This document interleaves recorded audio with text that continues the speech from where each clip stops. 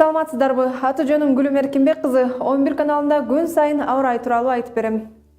Меги тайфунунун кесепетинен Кытайда бир киши курман болду. 28 сентябрда Кытайдын Фудзян облусуна жаандуу циклон жетип, жыйынтыгында суу ташкыны жүргөн. Учурда 220 000 жергиликтүүлөрдү куткаруу иштери уланып жатат. Эскерте кетели, Меги тайфуну буга чейин Тайвань аралынан орун алып, 4 кишинин өмүрүн алган эле. Ал азыр Тайваньдан таркап, Кытайга жетип, өз күчүн көрсөтүп жаткан кези. Меги циклонунун дагы багытындагы көзөмөлдөп айтып турабыз. Азырынча эртең Борбор Азия өлкөлөрүндө күтүлүп жаткан аба ырайы менен тааныштыралы.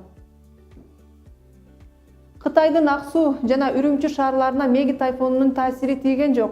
Ошондуктан бул жерлерде бүгүн күн ачык болуп, эртең да өзгөрбөйт.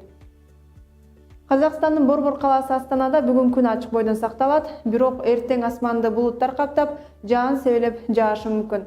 Алматы шаарында жаандуу күндөр уланат, эртең да жаан кез-кез менен жаашы күтүлүүдө. Өзбекстандын Фергана өрөөнүндө жана Ташкент шаарында бүгүн күн ачык болуп, эртең күн күңкүрөп, катуу жаан жаайт. Нукус өрөөнүндө да так ушундай. Түркмөнстандан жаандуу циклон али тарабайт. Буга байланыштуу эртең да жаан жаашы күтүлөт. Тажикстанда бүгүн күн ачык бойдон сакталып, эртең аба ырайы начарлашы мүмкүн. Көпчүлүк аймактарында жаан катуу жаап, шамалдын багыты ылдамдыгы 23 метрге жетиши ыктымал. Кыргызстанда 30 сентябрда түнкүсүн кээ бир райондордо эртең менен жана күндүз көпчүлүк аймактарда жаан жаайт.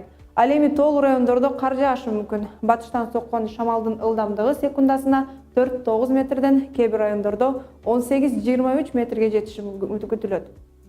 Ал эми 1 октябрда жаан-чачын кээ бир райондордо күтүлөт. Батыштан соккон шамалдын ылдамдыгы секундасына 4-9 метрге жетет. Аба ырайы тууралуу кабарым ушул болду. Кайрадан көрүшкөнчө.